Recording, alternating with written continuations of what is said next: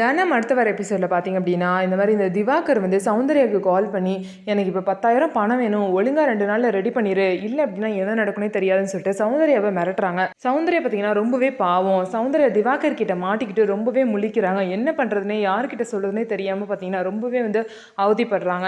இன்னொரு சைடு பார்த்தீங்க அப்படின்னா அவங்க வந்து அபார்ட் ஆனதுனால வயிறு வலியில் துடிச்சிட்டு இருக்காங்க. இதை பார்த்த சண்முகம் வந்து என்னாச்சு சௌந்தர்யான்னு சொல்லிட்டு கேட்குறாங்க. இந்த மாதம் உங்களுக்குலாம் வந்து வயிறு வலி வருமே, அந்த பிரச்சனையா அப்படின்னு சொல்லிட்டு கேட்கும்போது ஆமா அப்படின்னு சொல்லிட்டு சௌந்தர்யாவும் சொல்லிடுறாங்க. உடனே சண்முகம் பார்த்தீங்க அப்படின்னா சௌந்தர்யாவை நீ கீழெல்லாம் படுக்காத, எந்திரிச்சு மேலே படுன்னு சொல்லிட்டு அவங்களை பெட்டில் படுக்க வச்சது மட்டும் இல்லாமல் அவங்களுக்கு கை கால்லாம் பிடிச்சி விட்றாங்க. சௌந்தர்யா வேணான்னு சொல்லி பார்த்தீங்கன்னா பிடிச்சி விட்றாங்க.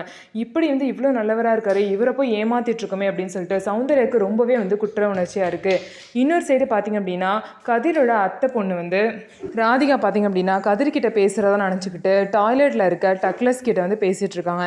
என்ன பேசினாங்க அப்படின்னா தனம் உங்ககிட்ட பேசிட்டாங்கன்னு எனக்கு தெரியும், நீங்கள் வந்து யோசிக்கிறேன்னு சொல்லியிருக்கீங்களா, நீங்கள் கண்டிப்பாக நல்ல முடிவாக தான் யோசிச்சு சொல்லுவீங்க, நான் உங்கள் மேலே எவ்வளோ வந்து அன்பு வச்சுருக்கேன், எவ்வளோ காதல் வச்சுருக்கேன்னு உங்களுக்கு நல்லாவே புரிஞ்சிருக்கும் அப்படின்னு சொல்லிட்டு பேசிகிட்டு இருக்காங்க. ஐயோ இந்த பொண்ணு வேற நம்ம தான் தெரியாமல் பேசிகிட்டு இருக்கே, சரி இப்படியே இருக்கட்டும், இந்த விஷயத்த மறைச்சிருவோம், அப்படியே இது கதிர்கிட்ட சொல்லவே கூடாது, அப்போ தான் வந்து நல்லதே நடக்கும் அப்படின்னு சொல்லிட்டு டக்லஸ்ன்னு சொல்கிறாங்க. ஸோ நம்ம வீடியோ உங்களுக்கு பிடிச்சிருந்தா நம்ம வீடியோவை லைக் பண்ணிக்கோங்க.